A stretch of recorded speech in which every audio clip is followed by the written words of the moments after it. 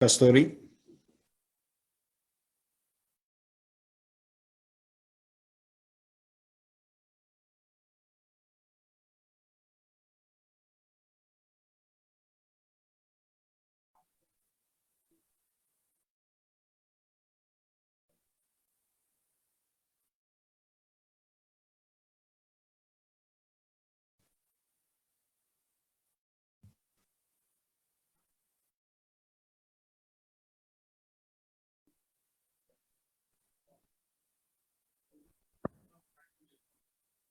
கலாநிதி தம்பிராஜா வசந்தகுமார் ஞாபகார்த்த கருத்தரங்கு.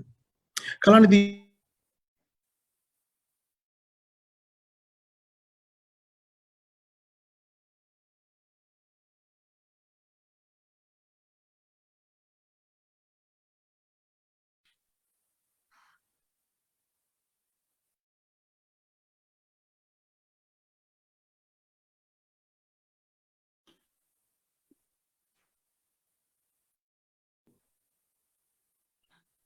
Kasturi, can you play it again?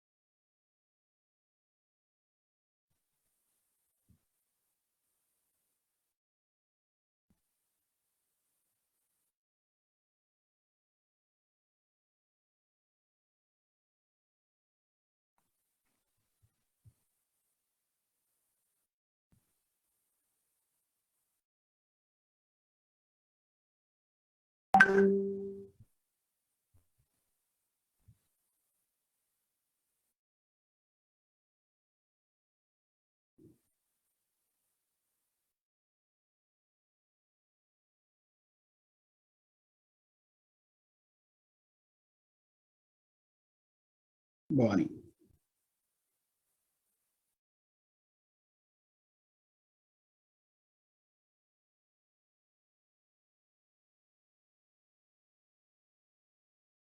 Bhavani, go ahead.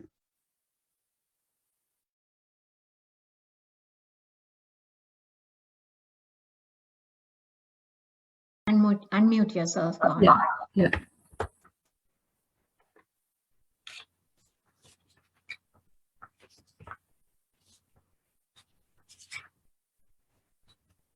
தன்னார்வ தொண்டு நிறுவனத்தால் நடத்தும் super visa for parents and grand parents. இது பெற்றோர் பேரன் பேத்தியர்கான கருத்தரங்கள், மெய்நிகர், தொலைக்காட்சி, வானொலி மற்றும் சமூக வலைத்தளங்கள் இணைவழியாக பரப்புரை என பலதரப்பட்ட ஊடகங்கள் மூலம் கலந்து கொண்டிருக்கும் அனைவருக்கும் எனது பணிவான வணக்கத்தை தெரிவித்துக் கொள்கின்றேன். எனது பெயர் பவானி விசாகப்பெருமாள். இன்றைய சூப்பர் விசா கருத்தரங்கள் நெறியாளராக உள்ளேன். இன்றைய கருத்தரங்குக்கு செல்லும் முன் தங்கு தடையின்றி இன்றைய கருத்தரங்கு நடைபெறுவதற்கான சில அடிப்படை ஹவுஸ் கீப்பிங் நடைமுறைகளை பின்பற்றுமாறு கேட்டுக்கொள்கின்றேன். முக்கியமாக உங்கள் தொலைபேசிகளை மியூட்டில் வைத்திருக்க கேட்கின்றேன். மேலும் கருத்தரங்கின் போது உங்களுக்கு எழும் கேள்விகள், மேலதிக விளக்கங்கள் வேண்டின் அவற்றை சாட் பாக்ஸிலும் இமெயில் மூலமும் அனுப்பி வைக்கவும். இந்நிகழ்வின் கடைசி 30 நிமிடங்கள் கேள்வி பதிலுக்காக நிர்ணயிக்கப்பட்டிருப்பதால் அந்நேரத்தில் உங்களுக்கான விடைகளும் விளக்கங்களும் வழங்கப்படும்.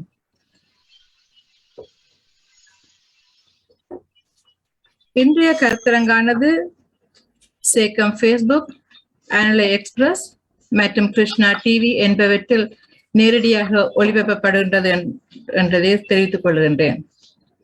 மற்றும் Pagalavan TV, IBC Tamil, GTA Tamil, மொன் Tamil TV, EE TV, ND TV, TNT TV, செய்தி.com மற்றும் உதயன் பத்திரிகை சமூக வலைத்தளங்கள் இணையவழி பரப்புரைகளில் வெளியிடப்படும் என்பதனையும் அறிய தருகின்றேன்.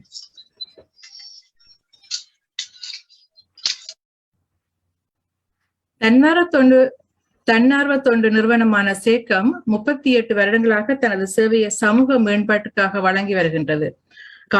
காலம் சமூகத்தின் தேவைக்கும் வழிநடாத்துக்கும் விழிப்புணர்வை ஏற்படுத்தவும் மற்றும் கனடிய சமூக சட்டங்களுக்கு இணைத்துக் கொள்வதற்கான அவசியத்தையும் அறிவுபூர்வமான விளக்கத்தையும் புகட்டும் முகமாக பலதரப்பட்ட கருத்தரங்குகள், பட்டறைகளை அத்துறை சார் நிபுணர்களுடன் இணைந்து நடத்தி வருகின்றது என்பது சொன்னால் மிகையாகாது. குறிப்பாக சொல்லதானால் சமூகத்தின் தேவைகளை அறிந்து அந்த விடயங்களை 360 பாகை கோணத்தில் சமூகத்தினை முன்னிறுத்தி முன்னெடுக்கப்பட்ட விடயத்தை பற்றிய அறிவையும் அதன் பின்னணியையும் விளக்கி அவ்விடயத்தின் தீர்வுக்கான வழிமுறைகளை சமூகமே சீர்தூக்கி சிந்தித்து செயல்பட சமூகத்தை ஆற்றுப்படுத்துகின்றது. இன்றைய நிகழ்வின் வல்லுநர்கள் தமது துறைசார் தகவல்களை எங்களுடன் பகிர்ந்து கொள்வார்கள். இதன் பின் உங்களுக்கான கேள்வி பதில் நேரத்தில் உங்கள் கேள்விகளுக்கான பதில்களும் விளக்கங்களும் வழங்கப்படும். உங்களின் கேள்விகளை தமிழிலோ அல்லது ஆங்கிலத்திலோ செட் பாக்ஸ் பதிவு செய்ய முடியும் அல்லது இமெயில் மூலம் projects@sacem.ca முகவரிக்கும் அனுப்பி வைக்கலாம். இந்த விவரங்களை பதிவு செய்யலாம் அல்லது இது பற்றிய மேலதிக விவரங்களை நீங்கள் பெற்றுக்கொண்ட விளம்பரத்திலும் நீங்கள் தெளிவாக பார்த்துக் கொள்ளலாம்.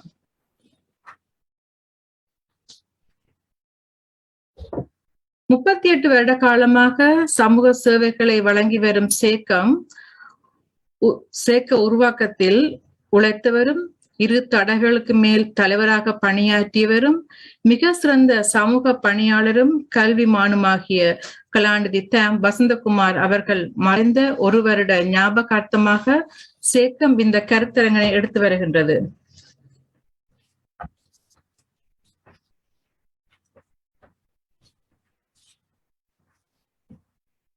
உலகையே திருப்பி போட்ட கொரோனா தொற்றால் பாரபட்சமின்றி லட்சக்கணக்கான உயிர்கள் பலியாகியது.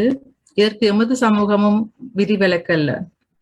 இழப்புகளை ஈடுகட்ட முடியாவிட்டாலும் புண்பட்ட இதயங்களுக்கு ஒத்தடமாகவும் மன ஆறுதலையும் குடும்ப மீள் இணைவு வழங்குகின்றது. பிள்ளைகள், பேரப்பிள்ளைகள், கூட்டப்பிள்ளைகள் என மீண்டும் சிறிது காலம் மகிழ்ந்து கூடி வாழ வழிவகுக்கின்றது இந்த சுப்பவீசா கருத்தரங்கானது.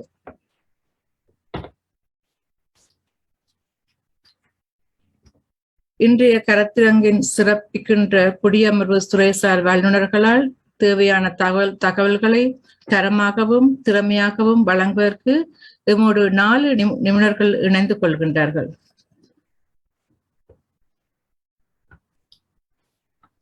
முதலில் 2 சட்ட நிபுணர்கள் என்னுடன் இணைந்து கொள்கின்றார்கள். சட்டத்தரணி திரு நேதன் ஸ்ரீதரன் மற்றும் சட்டத்தரணி திரு ரோஹான் ஜார்ஜ்.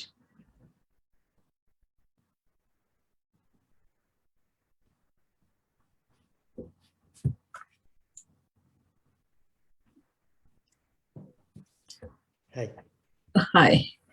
முதலில் உங்களுக்கு சட்டத்தரணி திரு நேதன் ஸ்ரீதரன் அவர்களை நான் அறிமுகப்படுத்த விரும்புகின்றேன். கடந்த 40 வருடங்களுக்கு மேலாக சட்ட அனுபவத்துடன் நாதன் ஸ்ரீதரன் சட்ட அலுவலகம் ஊடாக டொரண்டோவில் வெற்றியுடன் சேவையாற்றி வரும் ஒருவர். Real estate, family, wills and estate, business, employment உட்பட பல்வேறு சட்டத்துறைகளில் இவரது சட்ட அலுவலகம் சிறந்த சேவையாற்றி வருகின்றது. மிக சிறந்த சமூக ஆவலர், எமது சமூகத்தின் எழுச்சிக்காகவும் மேம்பாட்டுக்காகவும் தன்னான அனைத்து பணிகளையும் ஆலோசனைகளையும் அத்துறையில் முன்னெடுத்து வருகின்ற அன்பர் மிக நீண்ட கால தன்னலமற்ற சமூக பணிக்காக தமிழர் தகவல் திரு நேதன் ஸ்ரீதரன் அவர்களுக்கு விருதும் தங்கப்பதக்கம் வழங்கி கௌரவித்துள்ளது.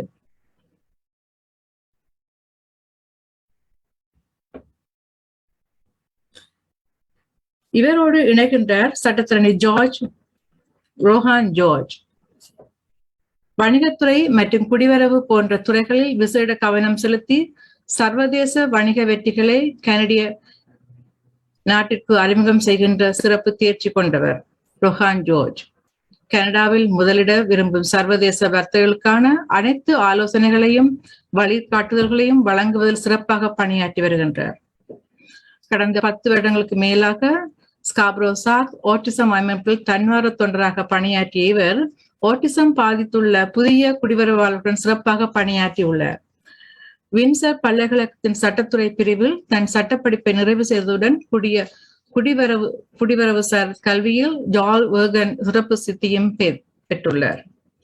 இப்போது உங்களுடன் இந்த 2 சட்டத்தரணிகளும் தங்கள் கருத்துக்களை எங்களோடு பகிர்ந்து கொள்வார்கள். வணக்கம். வணக்கம். Good morning to all. முதற்கட்டமாக திரு டேம் வசந்தகுமாரின் நினைவில் கொண்டு இந்த கருத்தரங்கை ஒழுங்கு செய்த சேக்கம் நிறுவனத்துக்கு பாராட்டுக்களை தெரிவித்துக் கொண்டு எனது கருத்துக்களை சொல்ல ஆரம்பிக்கின்றேன். சுப்பா விசா என்பது ஒரு ஸ்பெஷல் ப்ரோக்ராம். இது கனடா குடிவரவு திணைக்களத்தால் அறிமுகப்படுத்தப்பட்டுள்ளது. முதல் கட்டமாக நமது பழைய அரசாங்கம், பழைய கவர்மெண்ட்ல தான் இந்த பாலிசி வந்தது. இருந்தாலும் தற்போதைய அரசாங்கம் தான் இதை அமுலாக்கத்தில் கொண்டு வந்தது. சுப்ப விசா என்றால் என்ன? இது யார் தகுதி உள்ளவர்கள்? இது ஒரு சிறப்பான குடிவரவுக்கு உதவி செய்யும் கருவி. இதில் வரக்கூடியவர்கள் பெற்றோர், அத்துடன் கிராண்ட் பேரண்ட்ஸ், பேரன்மார்கள். இவர்கள் இருவரும் தான் இதில் வரக்கூடியவர்கள். யார் இவர்களை ஸ்பான்சரில் விசாவில் கூட்டி வரலாம்? இங்குள்ள பிள்ளைகள் அல்லது பேர பிள்ளைகள் இவர்களை அழைக்கும். இதுக்கு எங்கிருந்து வரலாம்? வெளியில இருக்கிற தங்கள் சொந்த நாட்டிலிருந்து வரலாம். இது எத்தனை வருடத்துக்கு அறிமுகமானது? குறிப்பாக 10 வருடத்துக்கு சுப்ப விசா வந்த காலம் செல்லுபடியானது. முதல் கட்டமாக சுப்ப விசா கிடைப்பவர் 2 வருடங்களுக்கு வந்து கனடாவில் தங்கிக் கொள்ளலாம். அதன் பிறகு நாட்டுக்கு வெளியில் போய் மீண்டும் வர வேண்டும். வரும்பொழுது இப்பொழுதுள்ள நிலைமையின்படி 1 வருடம் அல்லது 6 மாதம் தான் மீண்டும் தருவார்கள். ஆனால் அது வெகு விரைவில் மாற்றப்பட போகின்றது. அது தொடர்பாக தம்பி ஜோர்ஜ் விளக்கமாக கூறுவார். ஆகவே சுப்பவிசாவை நாங்கள் பயன்படுத்தும் பொழுது நமது பெற்றோர் அல்லது கிராண்ட் பேரண்ட்ஸை கூப்பிடும் பொழுது இங்குள்ள பிள்ளைகள் அவர்களுக்கு என்னென்ன முறையில் கூப்பிட வேண்டும் என்று இமிகிரேஷன் கனடா அங்கு பார்த்துக்கொள்ளும். அங்கு இப்போ இலங்கையிலிருந்து வருவதாக இருந்தால் இலங்கையில் அந்த விண்ணப்பம் செய்யப்பட வேண்டும். அதற்கு சில பத்திரங்களை நாங்கள் வழங்கிக் கொள்ள வேண்டும். நாங்கள் தான் இவர்களுடைய பெற்றோர் என்பதை காட்டுவதற்கு birth certificate of the child காட்டப்பட வேண்டும், அல்லது கிராண்ட் பேரண்ட்ஸ் என்ற அந்த உறவு முறையை காட்டிக்கொள்ள வேண்டும்.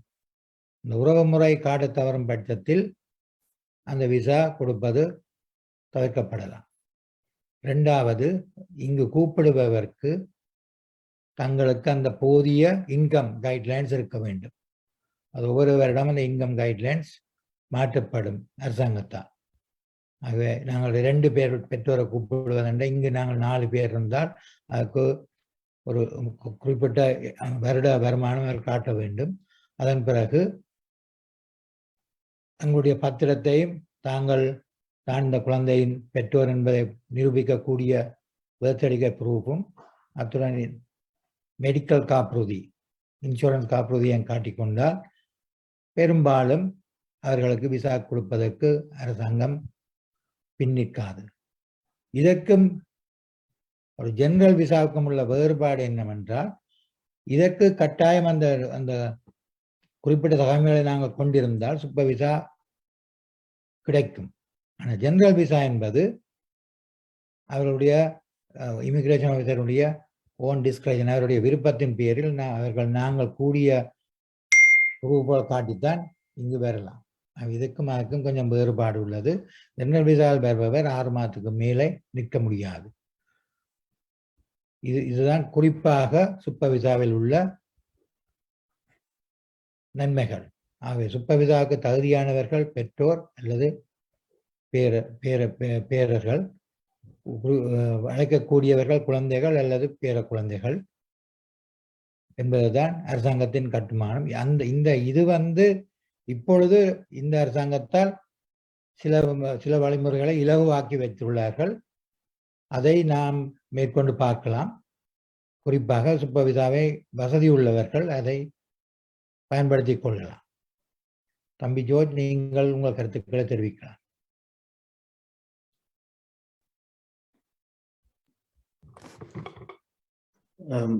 வணக்கம் எல்லாருக்கும். நான் சின்ன வயசுல வந்த ஆள், அப்ப இந்த தமிழ் அப்படி இப்படிதான், மன்னிக்கவும். ஆடி மாதம் 4ஆம் தேதி சேஞ்சஸ் வருது. சூப்பர் விசாக்கு மாத்த போறாங்க. 2 பழைய இப்ப இருக்கிற சூப்பர் விசா ப்ரோக்ராம் 2 வருஷம் ஒருக்கா வந்தார், ஒரு சிங்கிள் என்ட்ரியில 2 வருஷம் நிக்கலாம். இப்ப வரப்போற மாற்றங்கள் 5 வருஷம் நிக்கலாம் மினிமம். ஆனா 5 வருஷம் முடிய இன்னொரு 2 வருஷத்துக்கு அப்ளை பண்ணலாம். அப்படி அந்த மேக்சிமம் ஒரு நிக்கக்கூடிய காலம் 7 வருஷம்.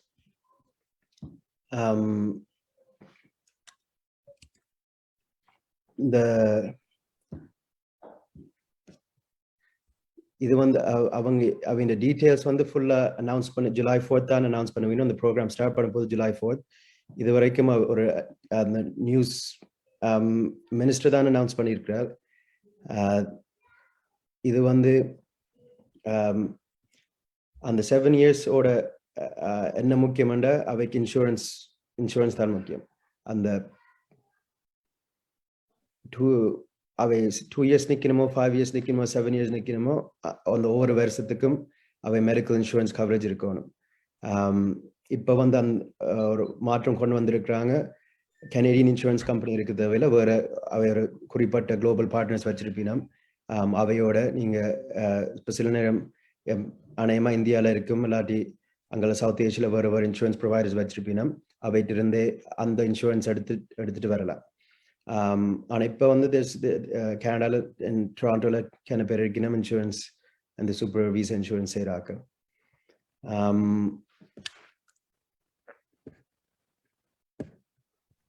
So that's சங்கத்தின் நோக்கம் என்னவென்றால் குடும்பங்களை இணைப்பது.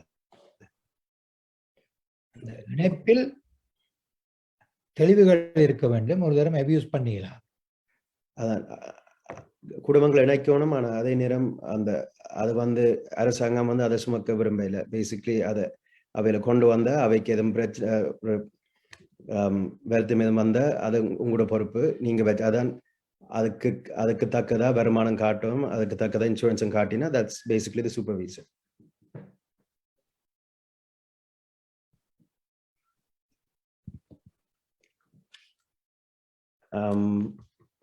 Sorry, Bhavani, go ahead.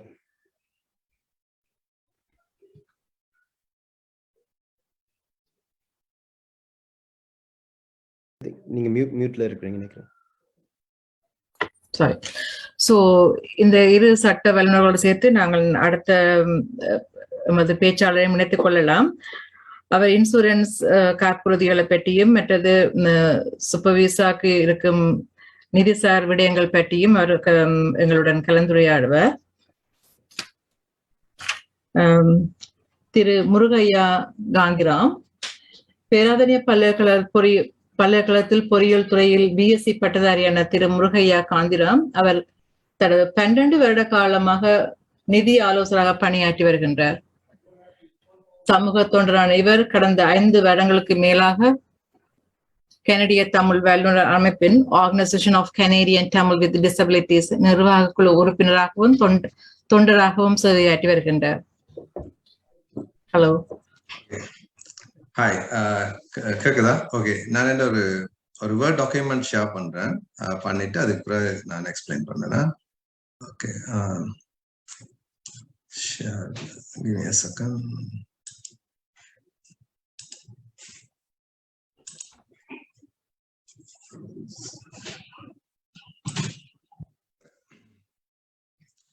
Okay, தெரியுதா ஸ்கிரீன் பவானி?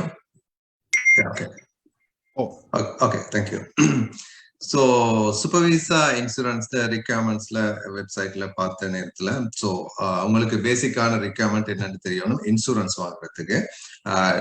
அப்ப நான் இப்ப இதுல இருக்க விஷயங்கள் தான் நான் சொல்றேன். இப்போ இந்த வேர்ட் டாக்குமெண்ட்லயே உங்களுக்கு பார்த்துக்கொள்ளலாம். ஸோ முதலாவது அவங்களோட ரிக்வயர்மெண்ட் மினிமம் 100,000 இன்சூரன்ஸ் எடுத்திருக்கணும். மற்றது அது 1 இயருக்கு அட்லீஸ்ட் எடுத்திருக்கணும். ஆனா இது ஃப்ரம் அ கனேடியன் இன்சூரன்ஸ் கம்பெனியோட தான் இப்பவும் வெப்சைட்ல இருக்கு. நான் நினைக்கிறேன் நம்ம மாத்துறதுக்கான முயற்சிகள் செய்து கொண்டிருக்காங்கன்னு நினைக்கிறேன். ரைட்?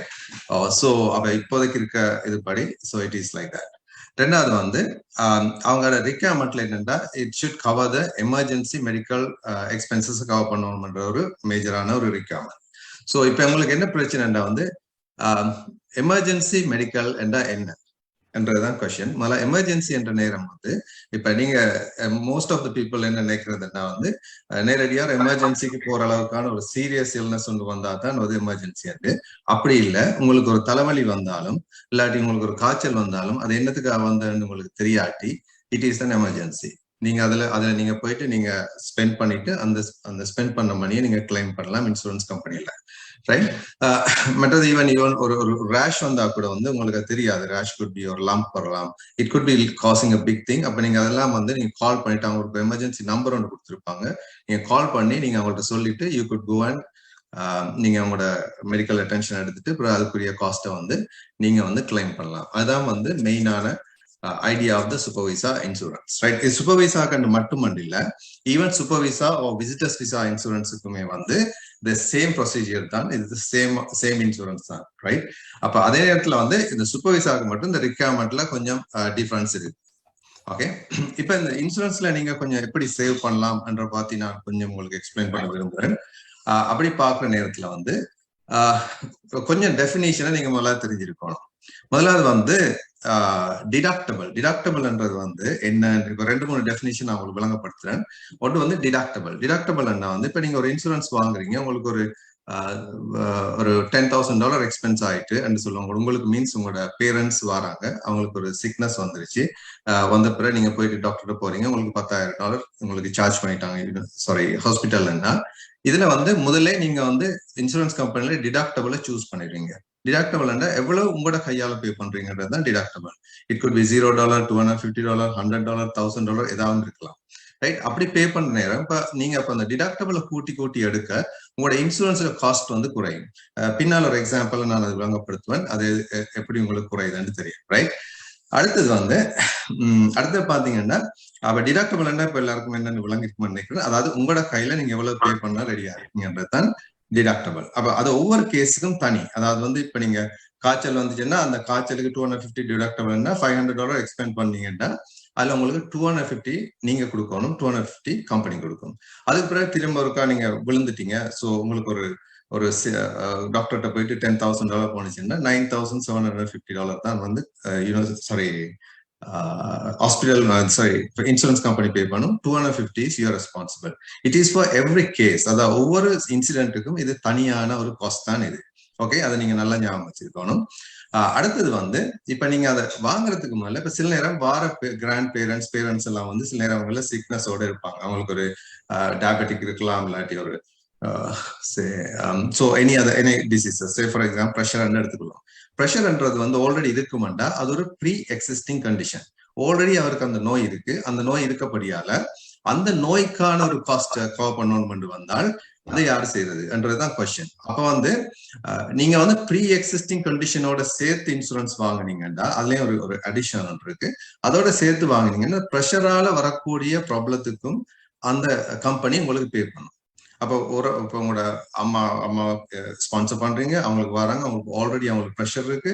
இப்ப அவங்க வந்து உங்கள்கிட்ட இப்ப வந்து ஒரு ப்ரெஷரால ஒரு ஹார்ட் ப்ராப்ளம் ஒன்று வந்துருச்சுன்னா ப்ரெஷர் காசிங் எவ்ரிதிங், ரைட்? ப்ரெஷரா ஹார்ட் அட்டாக் வந்தா கூட அது வந்து காஸ்ட் பை ப்ரெஷர் இன்க்ரீஸ் பண்றதால வர ஒரு ரீசன். சில நேரம் கிளைமை டினை பண்ணுவாங்க if you did not buy pre existing condition clause வாங்காட்டி, ரைட்? அப்ப அடுத்தது வந்து அது வந்து ப்ரீ எக்ஸிஸ்டிங் கண்டிஷன். அதுக்கு பிறகு இன்னொரு விஷயம் இருக்கு. ப்ரீ எக்ஸிஸ்டிங் கண்டிஷன் வேண்ட நேரம் there should be stability period. Stability period என்னன்னா இப்ப கிட்டத்தட்ட இப்ப உங்களுக்கு ப்ரெஷர் இருக்குமாண்டா அந்த ப்ரெஷர் ஒரு 5 years இருந்துச்சுன்னா ஒரே டேப்லெட் பாவிச்சிட்டு இருந்தீங்கன்னா உங்களோட ப்ரெஷர் உங்களுக்கு ஸ்டேபிள். இல்லாட்டி நீங்க ஒவ்வொரு மாசமும் டேப்லெட் மாத்திக்கிட்டு இருந்தீங்கன்னா நீங்க ஸ்டேபிள் இல்லை, ரைட்? அப்ப அதுக்கு ஒரு டைம் பீரியட் வச்சிருக்காங்க. ஃபார் எக்ஸாம்பிள் ஒவ்வொரு கம்பெனியும் ஒவ்வொரு மாதிரி 90 days கவரேஜ் இருக்கு, டைம் பீரியட் இருக்கு, 120 days டைம் பீரியட் இருக்கு, இல்லாட்டி 180 days, அப்படியே ஒவ்வொரு டைம் பீரியட் வச்சிருக்காங்க. அப்ப சில கம்பெனி 90 days கொடுக்குது. அப்ப நீங்க உங்களோட அதை சூஸ் பண்ணி எடுக்கலாம். இப்போ ஃபார் எக்ஸாம்பிள் 4 months 6 months முன்னால டேப்லெட் மாத்திருந்தீங்கன்னா you should not go and buy pre existing கண்டிஷனோட இருக்கிற ஒரு பாலிசி நீங்க வந்து அந்த கம்பெனில வாங்கக்கூடாது. நீங்க வாங்கணும் ஒரு 90 days இருக்கு, இல்லாட்டி 120 days கம்பெனில நீங்க வாங்குறது தான் உங்களுக்கு ஒரு பெட்டரான ஒரு விஷயம். அடுத்தது வந்து இப்ப இது ஒரு டெஃபினிஷன் நான் போட்டிருக்கேன். அந்த என்ன ஒரு ப்ரீ எக்ஸிஸ்டிங் கண்டிஷன் ஸ்டேபிலிட்டி என்றது வந்து ஈவன் உங்களோட டேப்லெட் வேல்யூ குறைச்சாலும் உங்களோட ப்ரெஷர் பெட்டரா இருந்தா கூட வந்து அதுல நீங்க உங்களோட டோசேஜை குறைச்சிங்கன்னா கூட வந்து யூ ஆர் நாட் ஸ்டேபிள். அதான் அதுல இருக்க முக்கியமான ஒரு பாயிண்ட் நீங்க ஞாபகம் வச்சிருக்கணும். மற்றது இன்னொரு முக்கியமான விஷயம் நீங்க வாங்குறது பார்க்கணும், எலிஜிபிலிட்டி ரிக்வயர்மெண்ட் இருக்கு. எலிஜிபிலிட்டி ரிக்வயர்மெண்ட் எல்லாத்துக்குமே இப்போ ஒரு நீங்க அப்ளை பண்றதுன்னா நீங்க கட்டாயம் கிராண்ட் பேரண்ட் அது போகணும்ன்றது வந்து ஒரு எலிஜிபிள். அதே மாதிரி இதுல இந்த இன்சூரன்ஸ் எடுக்கிறதுல இருக்க எலிஜிபிலிட்டி வந்து ஒவ்வொரு கம்பெனி எலிஜிபிலிட்டி ரிக்வயர்மெண்ட் டிஃபர் பண்ணும். அப்ப எலிஜிபிலிட்டின்னா நீங்க அதுக்கு தகுதியானவரா அப்படின்றது, ரைட்? அப்ப அப்படி பார்க்குற நேரம் வந்து ஒரு பெரிய கம்பெனி, இது மெனு லைஃப்ல இருக்க ஃபர்ஸ்ட் கொஸ்டின் இது. இப்ப do you have both diabetic and heart condition ஒரு கேள்வி இருக்கு. அதாவது வந்து உங்களோட அம்மாக்கோ அப்பாக்கோ ஒரு 10 yearsக்கு முன்னால் ஒரு ஹார்ட் அட்டாக் வந்துட்டு இப்போ ஒரு 3 yearsக்கு முன்னால் ஒரு டயபெட்டிக் இருந்துச்சுன்னா இவங்க very perfectly every stability condition எல்லாம் பர்ஃபெக்டா இருந்தால் கூட இந்த கம்பெனில உங்களுக்கு இந்த இதை வாங்குறது வந்து வாங்க முடியாது. ஏன்னா வந்து you are not even allowed for that. இதெல்லாம் வந்து கேட்டு தெரிஞ்சு நீங்க இதை பத்தின ஐடியா இருந்துச்சுன்னா தான் நீங்க இந்த கொஸ்டின்ஸ் அவங்களோட நீங்க இன்சூரன்ஸ் ஏஜென்ட்ஸோட கதைக்கிற நேரம் you will be ask these questions. இந்த கேள்வி எல்லாம் கேட்டீங்கன்னா அவங்களுக்கும் தெரியும் you are very clear on what you are doing, right? ஏன்னா இப்ப சில பேர் டக்குன்னு எனக்கு கால் பண்ணி எது சீப்பஸ்ட், எவ்வளவு சீப்பா தருவீங்கன்னு மட்டும்தான் கேட்பாங்களே ஒழிய மிச்சத்தொன்னே கேட்க மாட்டாங்க. ஸோ அதனால நீங்களும் கால் பண்ணுறீங்க, do not ask the price first, ask the price last, right? அதான் வந்து பெஸ்ட் ஸ்ட்ராட்டஜியா இருக்கும். ஏன்னா உங்களோட நாலேஜ் முதலாக இருக்கு. ஓகே, இப்ப நான் ஒரு ஸ்கிரீன் ஷேரிங் நீங்க பாத்தீங்கன்னா ஒரு 68 இயர்ஸ் ஒரு ஃபீமேலுக்கான ப்ரைஸை வந்து நான் ஒரு எக்ஸாம்பிளா எடுத்திருக்கேன். இது வந்து வித் ப்ரீ எக்ஸிஸ்டிங் கண்டிஷன் வந்து 2898 வருது. வித்தவுட் ப்ரீ எக்ஸிஸ்டிங் கண்டிஷன் 1985, அதாவது $913 டிஃபரெண்ட் இருக்கு. இப்போ ஒரு 68 இயர்ஸ் ஒரு ஆளை நீங்க ஸ்பான்சர் பண்றீங்க, அவங்களுக்கு வச்சுக்கிறோம் வந்து ஒரு வருத்தமே இல்லை.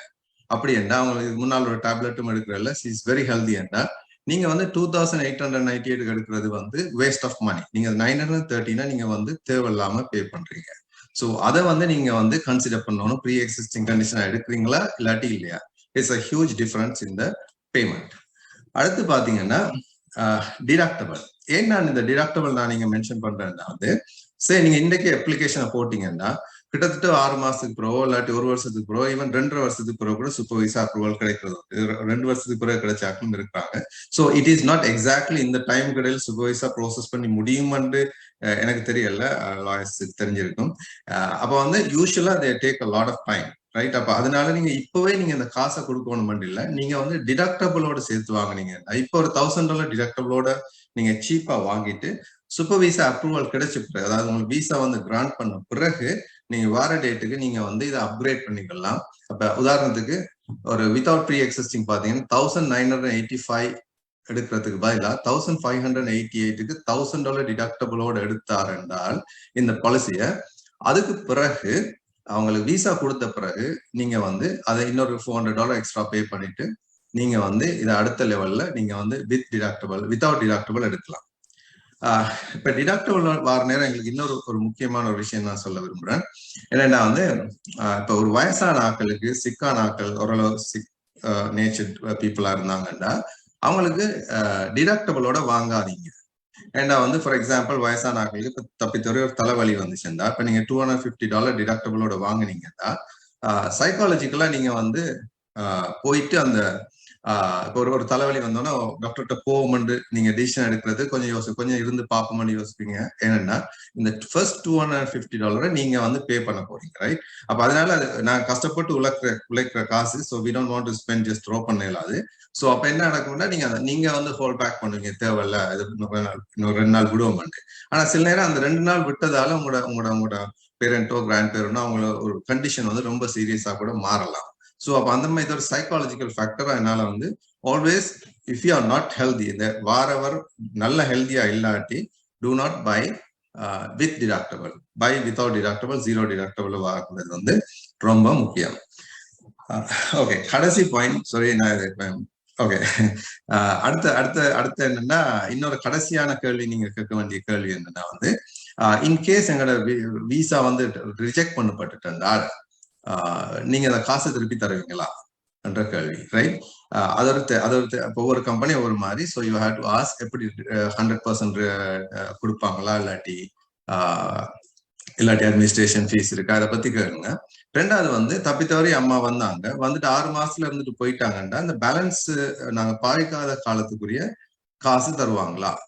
இந்த 2 கேள்வியும் நீங்க கேட்கணும். ஒவ்வொரு கம்பெனி ஒவ்வொரு மாதிரி ரியாக்ட் பண்ணும். அப்ப நீங்க வந்து ஏஜென்ட்ஸோட கதைக்கிற நேரம் நீங்க இந்த மாதிரி கேள்வியை நீங்க கேட்டீங்கன்னா ப்ராப்ளி நீங்களும் கிளியர் ஆகிடுவீங்க, உங்களுக்கும் கிளியரா தெரியும் இது சரியா பிள்ளையாண்டு. ஏன்னா நீங்க வாங்குற ப்ராடக்ட் உங்களுக்கு தேவையானதா இருக்கணும். அப்ப மீண்டும் இந்த deductible, pre existing condition, stability period and உங்களோட ஃபைனான்சியல் பிளானிங், நீங்க எப்படி இந்த மணியை வந்து இப்பவே கொடுக்க போறீங்களா பிறகு கொடுக்க போறீங்களா டிசிஷன் எடுங்க. மற்றது இந்த 2-3 கேள்வியும் கேளுங்க. கேட்டுட்டு கிளியரா முதலாவது வந்து பெஸ்ட் கம்பெனின்றது வந்து ரொம்ப முக்கியம் இல்லை, but you have to make sure that உங்களோட கண்ட்ராக்ட் வந்து ஓரளவு வாசிச்சிங்கன்னா நல்லா. ஏன்னா அதோட உங்களோட ஏஜென்ட்டோட சேர்ந்து go through that what is in that. சரியா? இதான் என் குட்டி advice. So thank you for everybody. இது இந்த ஃபர்ஸ்ட் டைம் இப்படி மீடியால பேசுறது. தேங்க்யூ. எனிவே ஓகே, நான் I am ton. Thank you very much. நன்றி காந்தி. ஸ்டாப் ஷேர் பண்ணனா. ஸோ கடைசி பேச்சாளர் வெறும் ஒரு சட்டத்தரணி, சூப்பர் விசா சட்ட திட்டங்களை தாண்டி அதற்கும் அப்பால் உள்ள சட்ட சிக்கல்களை எம்மோடு பகிர்ந்து கொள்ள இணைகின்ற சட்டத்தரணி திரு பிரசன்னா பாலசுந்தரம். நன்றி பவானி. இன்னொரு ஆப்ஷன் இருக்குது, அதோட பேர் Oh, sorry.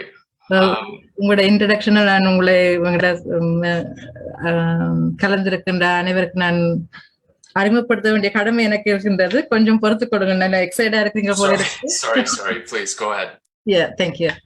சட்டத்திரணி Prasanna Balasundaram, Canada குடிவரவாளர் மற்றும் அகதிகள் பிரிவின் கீழ் டொரண்டோ டவுன்டவுன் லீகல் சர்வீஸ் நிர்வாகி இயக்குநராக பணியாற்றும் திரு பிரசன்னா பாலசுந்தரம் அவர்கள் குடிவரவு தொடர்பான கடினமான சிக்கல்களை எதிர்கொள்ளும் குடிவரவாளர்களின் பிரச்சனைகளில் விசேட கவனம் செலுத்தி வருவதுடன் சட்ட சிக்கல்களை கொள்வோருக்குரிய உரிய ஆலோசனை வழங்கி வருகின்றார்.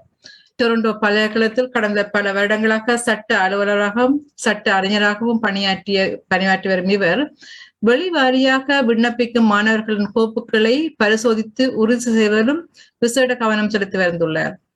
அத்துடன் ஒரு சிறந்த தன்னார்வ தொண்டராகவும் தலைமைத்துவ பண்புகளை நிறைவேற்றுவராகவும் பல சட்ட மற்றும் சமூக நிறுவனங்களால் பாராட்டப்பட்டுள்ளார். குயின்ஸ் யூனிவர்சிட்டி பட்டதாரியான பிரசன்னா பாலசுந்தரம் ஆக்ஸ்போர்ட் லோ காலேஜில் சட்டப்படிப்பை நிறைவு செய்துள்ளார். வணக்கம். Thank you for that introduction, Bhavani. Nandri. இன்னொரு ஆப்ஷன் இருக்குது. அதோட பேர் ஸ்பான்சர்ஷிப். நான் அதை பற்றி கொஞ்சம் இன்ஃபர்மேஷன் கொடுக்கலாம். நான் அந்த ஸ்கிரீனை ஷேர் பண்ண போறேன்.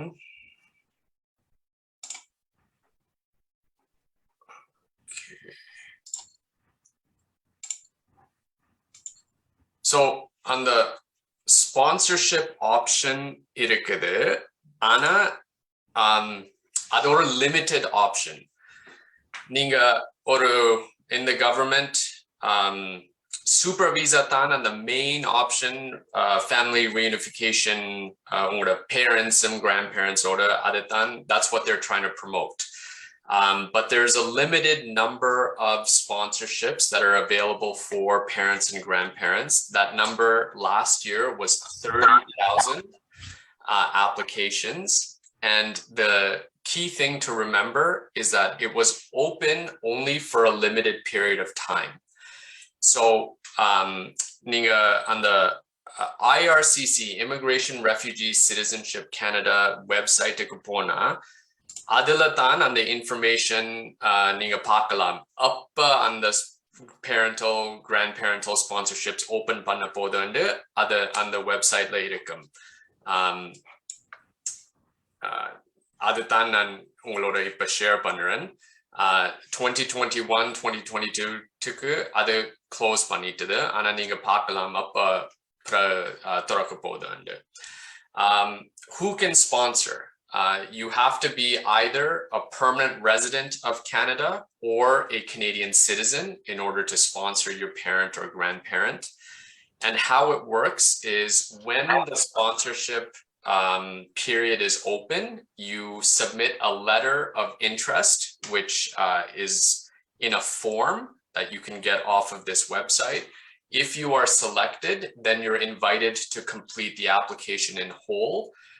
And then there's going to be a determination made as to whether or not that sponsorship can go through. One of the important points is that household income cutoff irukkudu. In order to be eligible to sponsor your parent or grandparent, you have to show that as a household, you make a certain amount of money. And what that depends on is how many people you will be responsible for as a sponsor. And so here I'm sharing with you on my screen what the income cutoffs look like depending on the size of your family. So உங்களுக்கு last 2020 $54,630,000 காட்டணும், income காட்டணும். Tax filings, income statements, அதெல்லாம் கொடுத்து தான் நீங்க apply பண்ணலாம் இந்த ப்ரோக்ராமுக்கு. So that's something to keep in mind. If the sponsor is on social assistance, நீங்க government காசு கொடுத்தா அந்த காசு it's not going to count towards your financial household income. So that's also something very important to look at. The only form of social assistance that is exempt is disability. So நீங்க disability reasonsக்கு government காசு கொடுத்தா அது okay. நீங்க இன்னும் அந்த household financial incomeக்கு அது that won't be counted against you. நான் உங்களுக்கு ஒரு resource காட்ட போறேன். இது ஒரு I'm going to drop it in the chat so that everybody can have access to it.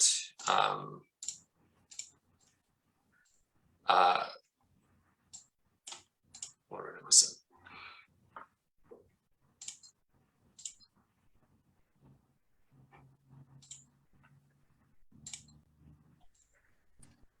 So, இது ஒரு resource. முழு resource-ம் தமிழ்ல தான் இருக்குது. இது all of the information you need to know about family and parental sponsorships on the resource later. So, other than parental sponsorships.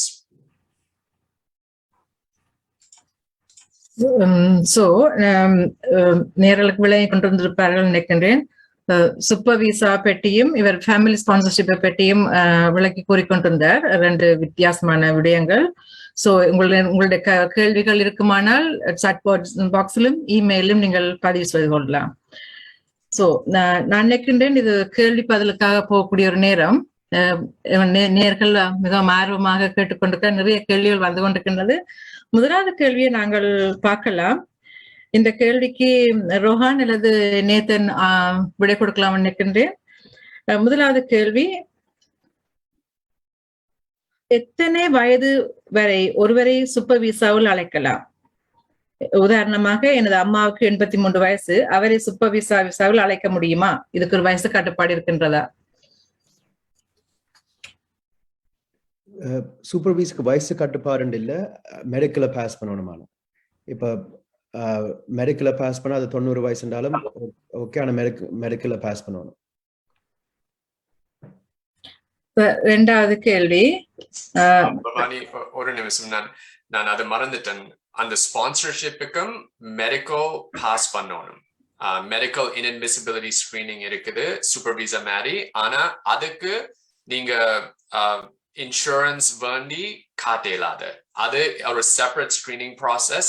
Immigration, refugee, citizenship, கனடாக்கு ஒரு doctor approve பண்ணி அந்த டாக்டருக்கு தான் போகலாம். அவர் ஒரு மெடிக்கல் எக்ஸாமினேஷன் கொடுத்து அந்த மெடிக்கல் எக்ஸாமினேஷன் பாஸ் பண்ணணும் ஸ்பான்சர்ஷிப்ஸுக்கு. ஏனெண்டா ஸ்பான்சர்ஷிப்புக்கு சக்சஸ்ஃபுல் என்றா உங்களோட பேரண்ட், கிராண்ட் பேரண்ட் ஒரு பெர்மனன்ட் ரெசிடென்டா தான் அவர் கனடாக்கு வருவினம்.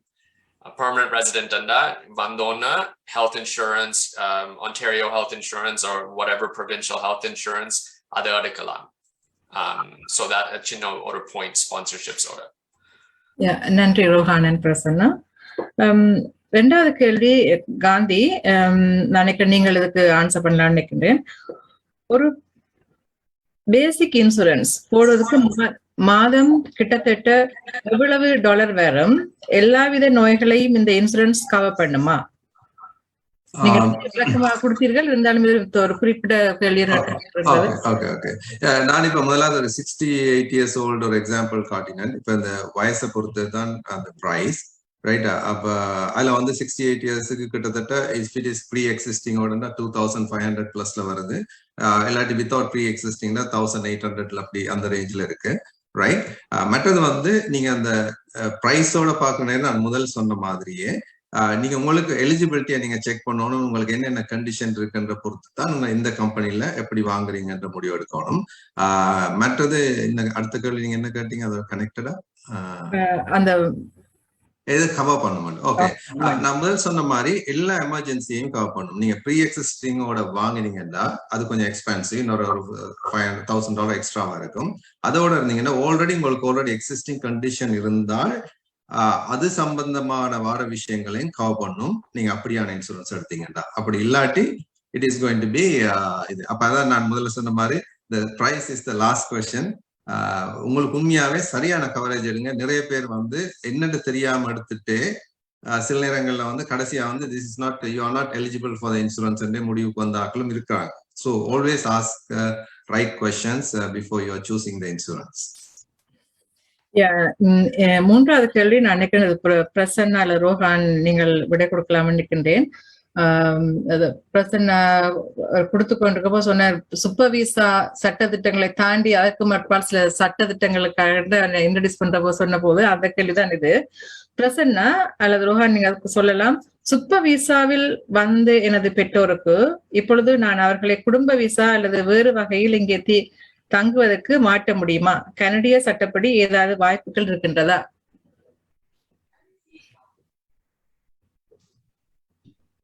நீங்க ரோஹான் அல்லது பிரசன்னா நினைக்கிறேன் விடை கொடுக்கலாம்னு நினைக்கிறேன். எல்லாருக்கும் இதான் கேள்வி, எனக்கு கஷ்டம்தான். பேசிக்கலி பெற்றோருக்கு இந்த ரெண்டு வழிதான் இருக்கு, விசாவும் பிஆரும், விசாவும் ஸ்பான்சர்ஷிப்பும், சூப்பர் விசா பேரண்ட் ஸ்பான்சர்ஷிப். ஆனா ஸ்பான்சர்ஷிப்புக்கு வந்து கட்டுப்பாடை வச்சிருக்காங்க, விசா வந்து இன்சூரன்ஸோட இணைச்சு வச்சிருக்காங்க. கேப்ல வந்து ஒரு ப்ரோக்ராம் இந்த சூப்பர் விசா மாத்தினதால இப்ப கிட்டடியில நினைக்கல வேற மாற்றங்கள் வருமெண்டு வேற ப்ரோக்ராம். அப்போ ஒன்று வந்து இந்த 7 year சூப்பர் விசா அல்லது sponsorship தான். I agree. And Bhavani, if you want to translate some of what I'm saying, I'm not used to speaking in Tamil when it comes to sort of my work, so it's hard to explain. And also I'm able to express my thoughts much better in English, so I'll do that. So here's the problem, okay? There used to be a time in Canada where you could sponsor your parents, your grandparents, your brothers, your sisters. So Canada understood at one time that what was best for the people that were coming here and what was best for society here was to allow people to reunite with all of their family. That's what they understood at one time. Now, since that... Prasanna, இதை நான் சொல்லிட்டு அப்புறம் நீங்க மிச்சத்தை continue பண்ணலாம், எல்லாத்தையும் தொகுத்து சொல்றதை விட. பிரசன்னா இப்ப சொல்லிக் கொண்டிருக்கிற விடயம் வந்து ஃபேமிலி ஸ்பான்சர்ஷிப், அதாவது பெற்றோர்களை ஸ்பான்சர் செய்கின்ற போது அவர்களுடைய பிள்ளைகளை, அதாவது அவருக்கு சகோதரங்களையும் சேர்த்து இணைத்து ஸ்பான்சர் பண்ணலாம். ஆனா வந்து பேரண்ட்ஸ் கிராண்ட் பேரண்ட்ஸுக்கு மட்டும், ஆனா ஃபேமிலி ஸ்பான்சர்ஷிப் பண்றது சிப்ளிங்ஸையும் சகோதரங்களையும் ஒன்று சேர்க்கப்படும். அதைத்தான் அவர் சொல்லுகின்றார். அதாவது ஃபேமிலியில் மீள இணைத்துக் கொள்வதற்கான ஒரு முறைதான் ஃபேமிலி ஸ்பான்சர்ஷிப். முந்தி செய்தவங்க முன்னே இருந்து அப்படி இருந்த ப்ரோக்ராம் மாத்திட்டாங்க. And this was good for the families that came here, and it was good for society because the family members could support each other. The adults could go to work while the grandparents might have watched the kids, and that was a good thing. But what has happened over the last 15 years, especially 15 to 20 years, is that there has been an emphasis more on economic immigration while closing those family pathways that used to exist. So you can't sponsor your brothers, your siblings. They have tried to bring in super visas and close parental or restrict parental and grandparental sponsorships. Bhavani, முதல் இருந்த மாதிரி family unite, ஃபேமிலியோட இணைக்கின்ற தன்மை கொஞ்சம் கூடுதலாக இருந்தது 15 வருடத்துக்கு மேலாக. ஆனா இப்பொழுது அவர்கள் கனடாவின் பொருளாதாரத்தை மேம்படுத்தும் முகமாக அதை குறுக்கி பேரண்ட்ஸ் கிராண்ட் பேரண்ட்ஸ் எடுத்து விட்டு அந்த சகோதரங்கள் இளமக்களை விட்டு விட்டார்கள். என்னன்னு சொன்னால் அதை நீங்கள் நிறைய வேறு விதமான ஸ்பான்சர்ஷிப்பா நீங்க எடுக்கலாம். ஸ்கில்டு ஒர்க்கர்ஸ் அல்லது student visas, work visa, work permit சொல்லி பல விதமான முறைகள் அவர்கள் எடுக்கலான்றபடியால் இதை குறுகி விட்டார்கள் பேரண்ட்ஸ் கிராண்ட் பேரண்ட்ஸ் என்ற முறையில. சோ அதாவது அவருடைய மிக முக்கியமான நோக்கம் பொருளாதாரத்தை, கனடாவின் பொருளாதாரத்தை மேம்படுத்துவதற்காக.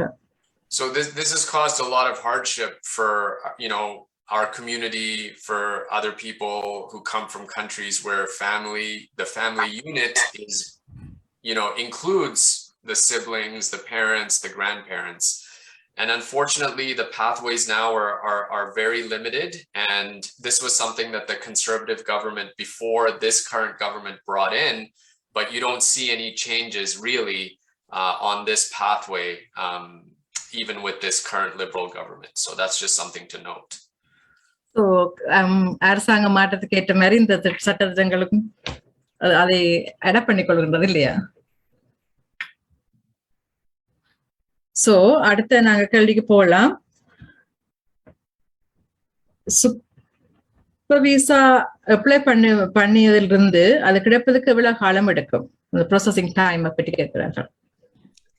இப்போ வந்து இப்போ ஸ்ரீலங்கால இருந்து சூப்பர் விசா முக்கியமான பாயிண்ட் வந்து சூப்பர் விசா வந்து வெளிநாட்டுல இருந்து அப்ளை பண்ணலாம், கனடால இருந்து அப்ளை பண்ணலாம்.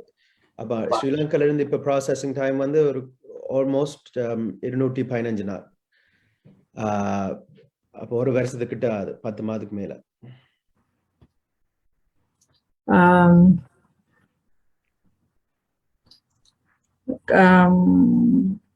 காந்திராம், சூப்பர் விசா பெற்று கனடாவுக்கு பெற்றோர் வந்த பின் ஏற்கனவே எடுத்த அவர்களது மருத்துவ காப்புறுதி மேலும் சிறப்பான ஒரு காப்புறுதியை மாற்ற முடியுமா?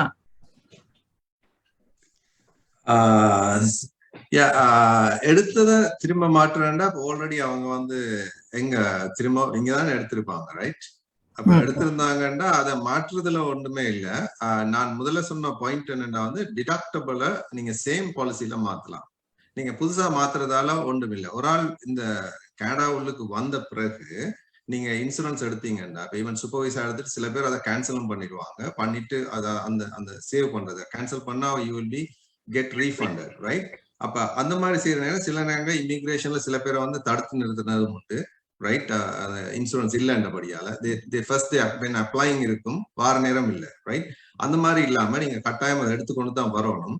நீங்க தப்பித்தவரை நீங்க சில பேர் சூப்பர் விசா இன்சூரன்ஸ் அப்ளை பண்ணிட்டு சில பேருக்கு வந்து விசிட்டர்ஸ் விசா எடுத்துக்கிட்டு வந்தாக்களும் இருக்காங்க. ஸோ அப்படியான ஒரு சந்தர்ப்பத்துல வந்த பிறகு நீங்க அந்த இன்சூரன்ஸ் எடுப்பீங்கன்னா, இன்சூரன்ஸ் எடுக்கிற நேரம் வந்து நீங்க கனடாவுக்கு வந்துட்டீங்கன்னா there is a waiting time, 48 hours to 10 days இந்த வெயிட்டிங் டைம்.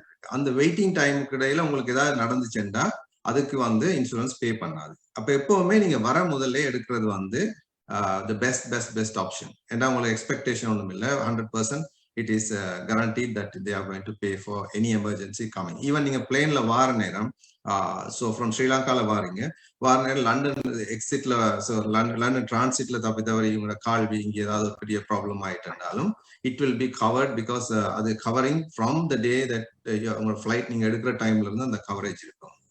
ஸோ அது ரொம்ப முக்கியம். ஏன்டா நீங்க ஒரு நாள் 2 நாள் சேவ் பண்றேன்னு சொல்லிட்டு சில விஷயங்களை நீங்க வந்து you should not loose, right? அந்த டேட். நன்றி. இது இன்னொரு கேள்வி. ஐ ஹாவ் அ क्वेश्चन எழுதியிருக்கிறார். We already apply lottery visa, same time can we apply for a super visa? என்ன லாட்டரி விசா இந்த நாடு சொல்ல விளக்கமா இல்லை, இவ்வளவுதான் அதுல கேட்கப்பட்டிருக்கின்றது. We already apply lottery visa, same time can we apply for a super visa? Yeah, so I think lottery visa they mean the கேள்வி காணாமல் இல்லை, parental sponsorship, because that's a lottery விளக்கம் வேற இல்லை. Yeah, அப்ப PR க்கு apply பண்ணிட்டு you can still apply for super visa. அப்படித்தான் நாங்க அந்த கேள்வியை விளங்கிக் கொள்ள முடியும். அது இந்த கேள்விக்கு விட நீங்கள் பெற்றுக்கொள்ள முடியவில்லைன்னு சொன்னா திருப்பி இந்த சாட்போர்ட்ல கொஞ்சம் விளக்கமா நீங்க தரலாம். அடுத்த கேள்வி, சூப்பர் விசாவில் வந்தவர்கள் வேறு நாடுகளுக்கு போய் வர முடியுமா? எத்தனை தடவை விசாவை நீடிக்கலாம்? திருப்பி வாசிக்கட்டுமா? எனது சூப்பர் விசாவில் வந்தவர்கள் வேறு நாடுகளுக்கு போய் வர முடியுமா? எத்தனை தடவை இந்த விசாவை நீடிக்கலாம்? ரினியூ பண்றத பற்றி கேட்கிறார், எக்ஸ்டெண்ட் பண்றத பற்றி கேட்கிறார். அப்போ விசா வந்து சூப்பர் விசா வந்து கனடாக்கு என்ட்ரி. அப்ப கனடாக்கும் இந்த ஆளுக்கும் வச்சிருக்கிற ரூல்ஸ் மட்டும்தான். அப்ப வேற நாடுகளுக்கு வந்து இப்ப UK, ஆஸ்திரேலியா எங்க போறனாலும் அது அந்த நாடோட 15 அவன் விசாவை எடுக்கணும். கனடா விசா வச்சு வேற நாடுகளுக்கு போயிடாது. ஆனா அதுல வந்து அவன் போக்குவரத்துல வந்து ஒரு தடையும் இல்லை. அடுத்த தொடர் கேள்வி என்னன்னு சொன்னால், விசாவை நீடிக்கலாமா, எக்ஸ்டெண்ட் பண்ணலாமான்னு கேட்கிறார்கள். இப்ப அந்த 2 years விட இப்ப நீங்க வந்து அவங்க தாரது வந்து 10 year multiple entry. அப்ப அந்த 10 வருஷத்துல எத்தனை தடவை வேண்டாலும் வந்து போகலாம். 10 years முடிய திருப்பி இன்னொரு 10 இயர்ஸுக்கு அப்ளை பண்ணலாம் அப்ளை பண்ணலாம். இப்போ அந்த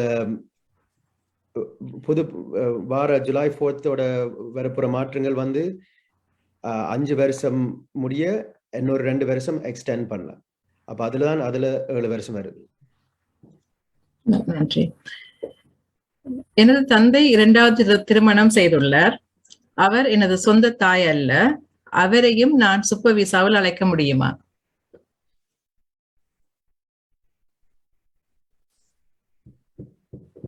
இது இந்த பேனலிஸ்ட் நீங்க யாரெண்டாலும் ஆன்சர் பண்ணலாம். Good question. எனது தந்தை 2வது திருமணம் செய்துள்ளார். இதுல சொல்லவில்லை அவர் 2வது திருமணம் சொல்லி இதை அவர் முறையாத்தான் திருமணம் முடிச்சார். அவர் மனைவி தான். அவருக்கு அதுல ஒன்றும் கருத்து வேறுபாடில்லை. ஆனால் அவர் எனது சொந்த தாய் அல்ல. அவரை நான் சூப்பர் விசாவில் அழைக்க முடியுமா? ஸ்டெப் மதர் இல்லையா? ஆமா. என்ன பிரச்சனை, அந்த உறவை காட்டுவோம். நம்ம உறவை காட்டுறதுக்கு மேரேஜ் சர்டிபிகேட் காட்ட இல்லாத பர்த் சர்டிபிகேட் தான் காட்டலாம்.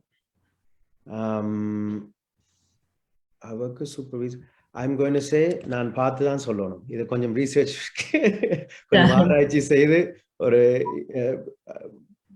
பிளைனா எனக்கு கிளியரா தெளிவா தெரியாது. இப்ப அப்பாவை செய்யற போது அம்மாவை இணைத்துக் கொள்ளலாம். என் அம்மாக்கு வைஃப் என்றபடியா கப்பல் என்றபடியா அதுக்குள்ள வேறும். ஆனா தனியா அம்மாவை செய்யற போது நீங்க சொல்ற மாதிரி ரிசர்ச் பண்ணி போட்டு சொல்றது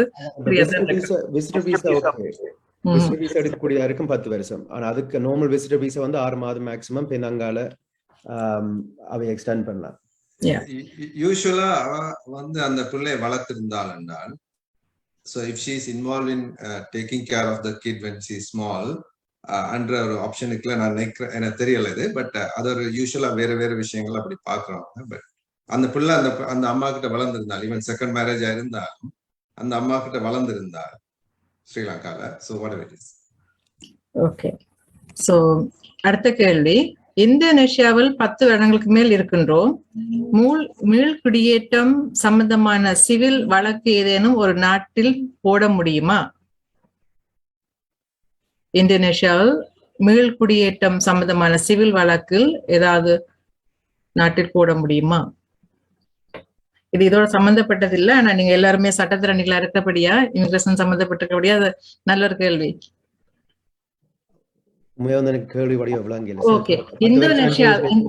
இந்தோனேஷியாவில் 10 வருடங்களுக்கு மேல் இருக்கின்றோம். இது ஒரு பெரிய குரூப்பே அங்க இருக்கிறார்கள். மீள் குடியேற்றம் சம்பந்தமான சிவில் வழக்கு ஏதேனும் ஒரு நாட்டில் போட முடியுமா? தாங்கள் ஏதாவது அப்ளை பண்ணி வர முடியுமா? அவைக்கு கனடாக்கு வர்றதுக்கு வாய்ப்பு என்ன இருக்குன்னு கேட்கணுமா? இது இவ்வளவுதான் எழுதப்பட்டிருக்குது. மேலதிகமா ஒரு கேள்வி விளக்கம் எனக்கு இதை தாண்டி எனக்கு சொல்ல முடியாது. நாங்க அசியூம் பண்ணலாம். இல்லாத உங்களுக்கு ஏதாவது கொஞ்சம் தெரியும் அதோட ஆட் பண்ண முடியுமென்றால் நீங்க ஆட் பண்ணி கொள்ளலாம். இப்போ இந்தோனேஷியாக்குரிய அந்த நாட்டுக்குரிய ஒரு ஸ்பெஷல் ப்ரோக்ராம் இல்லை. இப்போ அவையில் இப்போ வாரண்டா ஒரு ப்ரொஃபைலை பொறுத்து இருக்கு. இப்போ அவை அங்கே அகதியா இருக்கணுமா? இப்போ ஸ்ரீலங்கால இருந்து வார ஆட்களுக்கு அகதி ஸ்டாட்டஸ் கொஞ்சம் பஞ்சு படினம் கொடுக்கறதுக்கு இங்க ரெஃப்யூஜி ஸ்டேட்டஸை விட வேறு மற்ற ப்ரோக்ராம் எல்லாம் எக்கனாமிக் மைக்ரேஷன் தான். அவைக்கு இங்க வேற சொந்தக்காரர் இல்லாது. நான் நினைக்கிறேன் எங்களுடைய வெப்சைட்ல நீங்கள் இந்த கேள்விகளை நீங்க போடுகிற போது சட்லையோ அல்லது SACEM.ca அல்லது எங்களை இமெயிலுக்கு நீங்க அனுப்புகின்ற போது உங்களுக்கு இது இந்த விஷயமா நீங்கள் தொடர்பு கொண்டா நாங்க உங்களிடம் அந்த கேள்வியை நீங்கள் ரெஃபர் பண்ணிக்கொண்டு திருப்பி நாங்கள் கொடுக்கலாம் என்று சொல்லுவது இல்லையா? அதை செய்து கொள்ளலாம். வேற கேள்விகள்? பிரசன்னா, இது உங்களுக்கு கேள்வி. நீங்கள் கனடிய அகதி விண்ணப்பம் தொடர்பாக நிறைய அறிந்துள்ளீர்கள். அகதி விண்ணப்பத்துக்கான அடிப்படை தகுதிகள் பற்றி கூறுவீர்களா? You're gonna have to translate that question. It's formal Tamil. நீங்கள் கனடிய அகதி விண்ணப்பம், அதாவது ரிஃப்யூஜி அப்ளிகேஷன்ஸ் நீங்க அப்ளை பண்ணிருக்கிறீர்கள். அகதி விண்ணப்பத்துக்கான அடிப்படை தகுதிகள், ஒரு ரிஃப்யூஜி அப்ளிகேஷனுக்கு இருக்க வேண்டிய அடிப்படை தகுதிகள், அது யார் அப்ளை பண்ணலாம்? Okay. That's a very good question. So first, I should say, இன்னொரு seminar நாங்க கொடுக்க போறோம் அதை பத்தி fully dedicated towards refugee applications. அது ஆகஸ்ட்ல வரப்போகுது. ஆனா நான் ஒரு சின்ன preview கொடுக்கலாம். நீங்க refugee வரப்போறீங்களா, really there's two pathways, okay? முதல், நீங்க கனடாக்கு வந்து in Canadaல refugee status claim பண்ணலாம். ஒரு port of entryல, நீங்க airportல land borderல வந்து நீங்க refugee status claim பண்ணலாம். claim பண்ணினோன்னா என்ன நடக்க போகுதுன்னா, ஒரு eligibility determination என்று முதல் செய்ய போயினோம். அந்த eligibility determination ஒரு சின்ன ஒரு legal checklist மாதிரி அதை apply பண்ண போயினோம். நீங்க eligible அண்டா உங்களோட claim அந்த Refugee Protection Division of the Immigration and Refugee Boardக்கு refer பண்ண போயினோம். அந்த Refugee Protection Divisionல தான் அவை உங்களோட refugee claim கேட்டு ஒரு decision எடுக்க போயினோம். உங்களுக்கு refugee status கொடுக்க போயினோமோ இல்ல refugee status கொடுக்க மாட்டினோம். அது அந்த Refugee Protection Division of the Immigration Refugee Boardல தான் அந்த decision நடக்க போகுது. Ninga, I'm assuming the questions are from people who are Tamil, who are from Sri Lanka, who have Sri Lankan citizenship. And so most of the claims that are made by Sri Lankan Tamils is because of persecution, because of their ethnicity, because they are Tamil. And the state of Sri Lanka has, as we all know, for a very long time, persecuted Tamils in various ways. Now, I should say that the acceptance rates for Sri Lankan Tamils has varied in the past. So there was a time when the Immigration and Refugee Board was very generous in recognizing what was happening there and granted refugee status, quite routinely, so long as you were able to establish that you were Tamil. Mainly if you lived in the north and the east, it was relatively straightforward, especially if you were, young and male. That was something that followed. Now it's a little bit harder, okay? There's an understanding that the civil war there has come to an end, that there is relative peace compared to what used to be. But we know that in the north and the east, the state is still very active in various types of persecution.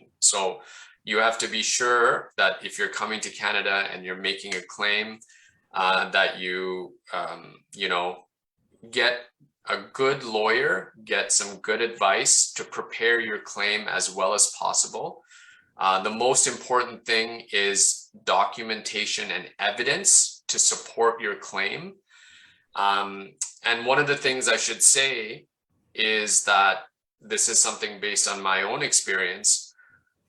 When people come to Canada to claim refugee protection, they're told many things by people in the community. Oh, you should say this happened. You should say that happened. If you say this, then they will give you status for sure.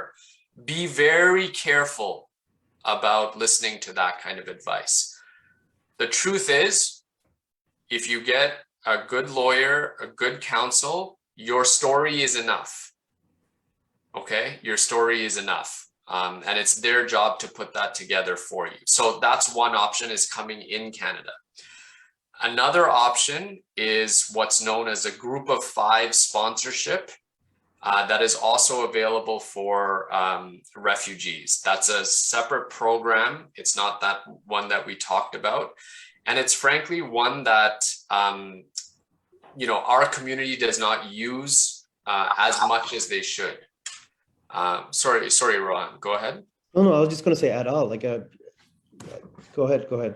Yeah. So, we've been talking today about super visas, grandparent, parental sponsorship. We even touched a little bit on spousal sponsorship, but there is a sponsorship program for refugees where 5 people in Canada who are permanent residents or citizens can come together and sponsor a refugee or refugee family.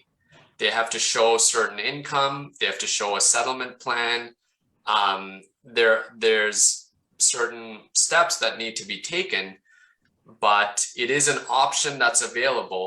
The key thing is that the person, the refugee who is to be sponsored, has to be outside of their country of origin. So if someone is still in Sri Lanka, that's not a possibility. But if they're able to make it to India, there's still many refugees in southern India.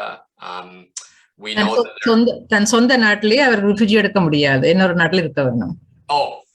Exactly. That's a requirement. Yeah. So I'll stop there, but I hope to cover more of this in August. Thank you. Gandhi, இது உங்களுக்கான கேள்வி உண்டு. Super விசாவில் வந்துள்ள ஒருவர் கனடாவில் இறந்தால் அவரது இறுதி கிரிகைகள் மற்றும் அனைத்து செலவுகள் விடயத்தில் ஏதாவது விசேட காப்புறுதி இருக்கின்றதா? அப்படி இல்லை என்றால் எப்படி இதை கையாள்வது? அநேகமா எல்லா காப்புறுதியிலையும் இதுக்கு லிமிட்ஸ் இருக்கு. திருப்பி பாடியை கொண்டு போறதுக்கு ஒரு அமௌண்ட், மற்றது இங்க கிரிமேட் பண்றேன்டா ஒரு amount. Most of the general இப்ப நான் சொன்ன எல்லா காப்புறுதியிலையும் இது ஒரு பீஸ் ஆஃப் இது சம்பந்தமான ஒரு விடயம் இருக்கு. அப்ப சில கம்பெனிஸ் $10,000 பே பண்ணுவாங்க. சில companies if you are cremating here $5,000, அப்படி ஒவ்வொரு ரேஞ்ச் இருக்கு, ஒவ்வொரு டைப்பான ஒவ்வொரு இருக்கும். இது செப்பரேட்டா நீங்க பர்ச்சேஸ் பண்ண தேவையில்லை. when you are buying a super visa insurance, it is included within that. நீங்க இது செப்பரேட்டா, you don't have to buy a separate additional of this. This is already existing within the policy. அந்த remarry பண்ணின அதுக்கு ஒரு தொடர் கேள்வியாக ஒரு ஸ்டேட்மெண்டா கொடுத்திருக்கணும். About if father remarried, if the daughter or son can sponsor both the father and his wife in super visa. I'll read it again. About if father remarried, if the daughter or son can sponsor both the father and his wife in super visa. என்ன சொல்ல வலிக்குதுங்க? Can I repeat it? No, it's okay. I think it's the same question. Statement மாதிரி வந்து chatல வந்திருக்குது. So the answer is, for me, I don't know specifically about the step parent, because the information we have is உறவு வந்து establish பண்ணணும். அந்த உறவை establish பண்றதுக்கு ஒரு ஒஃபிஷியல் டாக்குமெண்ட் தேவை. அப்போ birth certificate, baptism certificate, step mother step ஃபாதருக்கு சூப்பர் விசா ஸ்பெசிஃபிக்லி முடியுமா இல்லையாண்டு I cannot say 100%. அது ஆராய்ச்சி செய்யக்கூடிய விஷயம். So I think, Rohan, if I can just speak to that. Yeah, please. I believe the answer is yes, because certainly in the case of parental sponsorships, where you're seeking to have your parent receive permanent residence, a stepmother or stepfather can be included as part of that sponsorship. But exactly as you say, the relationship needs to be verified through the documentation. So they might ask for more evidence to corroborate that relationship. And I suspect that it's the same for super visas. If what the purpose of the super visa is to be an alternative to the parental sponsorship. So that's sort of my opinion. Yeah, thank you. இன்னொரு கேள்வி, நாங்கள் இந்தோனேஷியாவில் தான் இருக்கின்றோம், UNHCR இல் பதிவு செய்திருக்கின்றோம், அங்கு வருவதற்கு விண்ணப்பிக்க ஏதும் வழிகள் இருக்கின்றதா? This is if I understand this, they're in Indonesia and they're waiting for the UNHCR status certificate. Already they have got it. Like அந்த UNHCRல 15 தான் இருக்கிறார்கள். Okay. So this is a tough situation because the reality is that they are eligible to be sponsored through that group of 5 refugee sponsorship process. Most of the time, what is a big barrier to those sponsorships is actually receiving that UNHCR status certificate. So the fact that they have received it. Prasanna ஒரு நிமிஷம். என்ன சொல்லுகின்றான்னு சொன்னா the group of 5 sponsorshipல் நீங்கள் வருவதற்கு அடிப்படையான தேவை எதுன்னு சொன்னால் UNHCR உங்களை அக்செப்ட் பண்ணப்பட்டிருக்கணும். உங்கள் நாட்டில் நீங்கள் இல்லாமல் இன்னொரு நாட்டில் நீங்க அகதி கோரிப்பட்டிருந்து அந்த நாட்டிலிருந்து UNHCR உங்களை அக்செப்ட் பண்ணப்பட்டிருந்தால் அது ஒரு பேசிக் குவாலிஃபிகேஷனாக எடுக்கப்படும். சொல்லுங்க. Yeah. So the fact that you have received that UNHCR status certificate is very significant. The only problem I would suspect is that you still need somebody in Canada, you know, whether it's family, extended family that comes together as that group of 5 to provide that sponsorship for you. Apart from that path, the only other way you can come to Canada and be recognized as a convention refugee is either through a government-assisted resettlement, which is very rare. They're right now focusing on Ukraine. They were focusing on Afghanistan, so that's rare.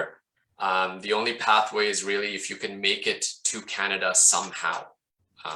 You know, if you can make it to Canada somehow, the fact that you have gotten the UNHCR status certificate, it doesn't mean you will be granted refugee status here automatically.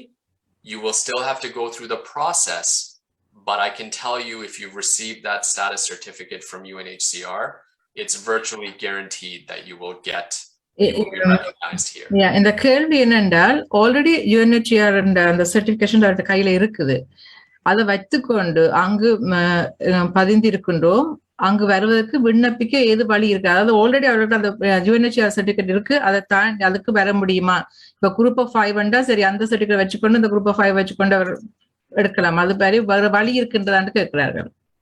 அந்த certificate கையில இருக்குது, வேற வழி இருக்கின்றதான்னு கேட்கிறார்கள்.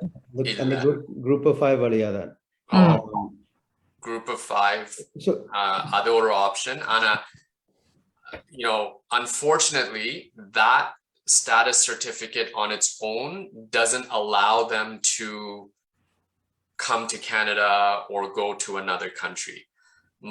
My suggestion for them would be I don't think you should, unless you have some connection to Canada already through family members, in which case you can try and see if they can get this group of 5 sponsorship going.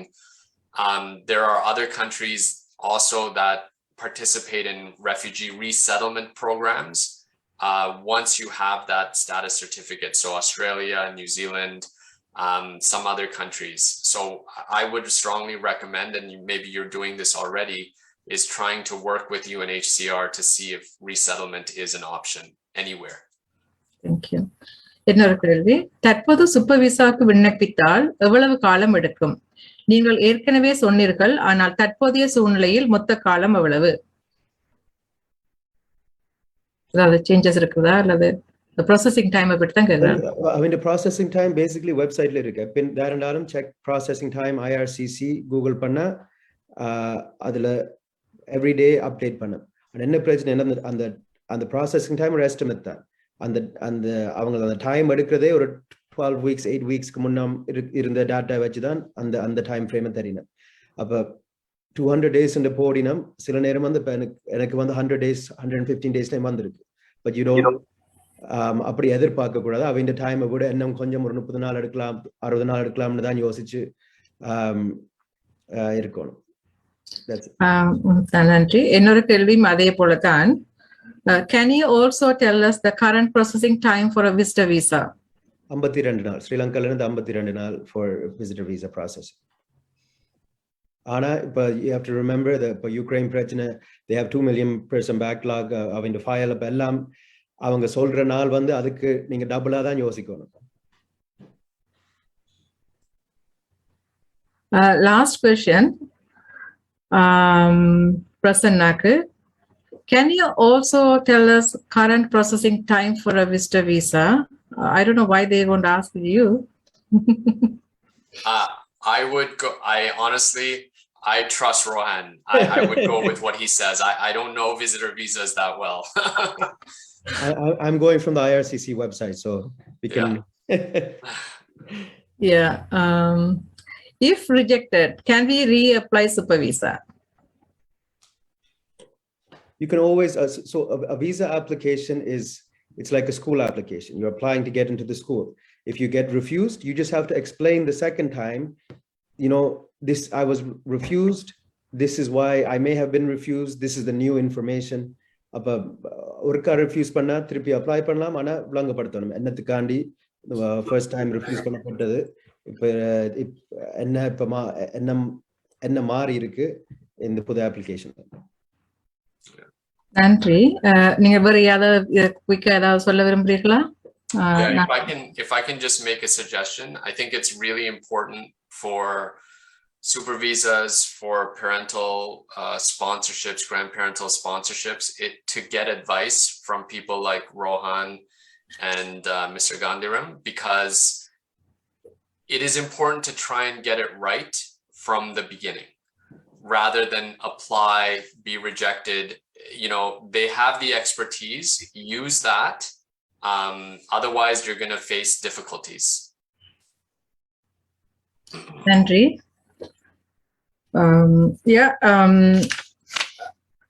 இவ்வளவு மிகவும் ஆழமான ஒரு பெரிய ஒரு topic தான் நாங்க எடுத்துள்ளோம். இது எல்லோருக்கும் உடனடியாக விளங்கி இருக்கலாம், அல்லது விளக்கம் கூடவா இருந்தாலும் இதை திருப்பி கேட்பதற்கான சந்தர்ப்பம் எங்களுடைய இணைப்பில் இருக்கின்றது. நீங்கள் சேக்கம் ஃபேஸ்புக் மூலம் போகலாம், இந்த வீடியோ அங்கே திருப்பியும் நீங்க கேட்க முடியும். அல்லது எங்கள் சேக்கம் வெப்சைட்ல நீங்க போகலாம், www.sacem.ca. இந்த இதுல போனாலும் இந்த வீடியோவை நீங்க பார்க்கலாம். சோ இன்றைய இக்கருத்தரங்கானது நெமியா ஞானபாஸ்கரன் நன்றி உரையோடு நிறைவு பெறுகின்றது. சோ இப்போது நான் நமியாவை இணைத்துக் கொள்ளலாம் நன்றி உரைக்காக. நமியா ஞானபாஸ்கரன் பல்கலைக்கழக மாணவியும், சேக்கம் நிறுவனத்தில் ஆர்வமும் சேவை மனப்பான்மையும் உள்ள இளம் தன்னார்வ தொண்டராக பணியாற்றி வருகின்றார். இதோ நமியா ஞானபாஸ்கரன். எல்லோருக்கும் வணக்கம். சேக்கம் சமூக சேவை நிறுவனம் தயாரித்து வழங்கிய இன்றைய கருத்தரங்கில் மிகச்சிறப்பாக ஒழுங்குபடுத்திய சேக்கம் அமைப்பினர் சமூக வலைத்தளங்கள் மற்றும் இணைய வழி பரப்புரைகளில் உதவி மற்றும் ஒளிபரப்பி உதவிய அனைத்து ஊடகங்களுக்கும் உதவியாளர்களுக்கும் இந்நிகழ்வில் பங்கு பற்றிய உங்கள் அனைவருக்கும் சேக்கம் சார்பில் எமது நெஞ்சார்ந்த தெரிவித்துக் கொள்கிறோம். இந்த கருத்தரங்கை அழகாக தொகுத்து வழங்கிய பவானி விசாக பெருமாள், தங்கள் அறிவார்ந்த கருத்துக்களை பகிர்ந்து கொண்ட சட்டத்தரணி நேத்தன் ஸ்ரீதரன், சட்டத்தரணி பிரசன்னா பாலசுந்தரம், சட்டத்தரணி ரோஹான் ஜார்ஜ், திரு முருகையா காந்திராம் ஆகியோருக்கு சேக்கம் சார்பில் மிகவும் நன்றி. இந்நிகழ்வு வெற்றி பெற ஆதரவு வழங்கிய ஊடகங்கள், சமூக வலைத்தளங்கள் அனைவருக்கும் நன்றி. குறிப்பாக அனலை எக்ஸ்பிரஸ் நண்பர் தினேஷ் மற்றும் பகலவன் டிவி, முன்தமிழ் IBC Tamil, GTA Tamil TV, NT TV, Yugam வானொலி, கிருஷ்ணா டிவி, உதயன் பத்திரிகை, TNT, செய்தி.com, EET டிவி, CTR வானொலி ஆகிய அனைவருக்கும் எமது நன்றி. I'm absolutely delighted to be a part of SACEM organization. Society for the Aid of Community Development is widely known as SACEM. We are proud to continue to empower communities in Canada and around the world to achieve heights and gather facts and clarity in climbing the ladder for success. I must mention our deep sense of appreciation for our expert speakers. All of you have gone above and beyond our expectations in delivering excellent presentations and sharing valuable information. And of course, an event like this cannot happen overnight. The wheels start rolling weeks ago. It requires planning and a bird's eye for detail. As a youth volunteer with SACEM, I can confidently say that we have been fortunate enough to be backed by a team of very motivated and dedicated colleagues of SACEM who know their job and are result-oriented. Most importantly, we are so grateful to all the participants today. Without you, the seminar wouldn't have served its purpose. So thank you so much. இன்றைய இந்த மெய்நிகர் கருத்தரங்கில் கலந்து கொண்ட உங்கள் அனைவருக்கும் விசேட நன்றி தெரிவித்துக் கொள்கிறேன். மேலதிக தொடர்புகளுக்கு SACEM.ca என்ற எமது இணையதளத்தில் அனைத்து விவரங்களையும் பெற்றுக்கொள்ளலாம். நன்றி. நன்றி ரம்யா, நன்றி. சோ நேர்களே, ஒரு நல்ல ஆழமான ஒரு பெரிய கருத்தரங்கில் நாங்கள் இணைந்து கொண்டோம்.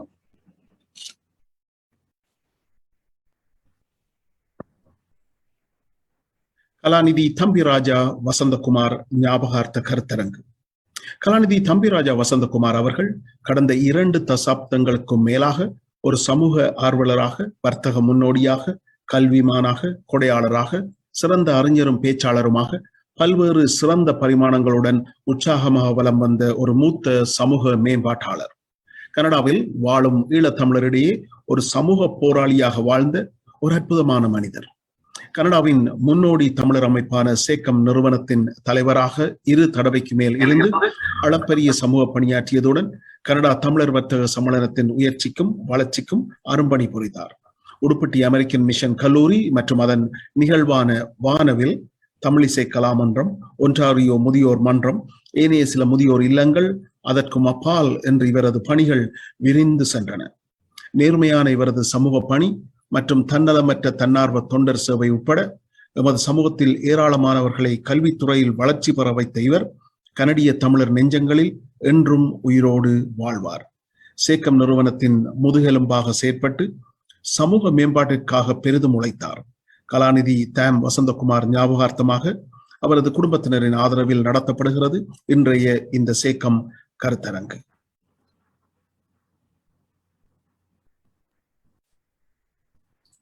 நன்றி. ஆழமான சுப்பவீசா பெட்டிய கருத்தரங்கில் கலந்து கொண்ட அனைவருக்கும் நன்றி. நமது இன்னும் ஒரு கருத்தரங்கில் உங்களை சந்திப்பதில் மிகவும் மகிழ்ச்சி அடைகின்றேன்.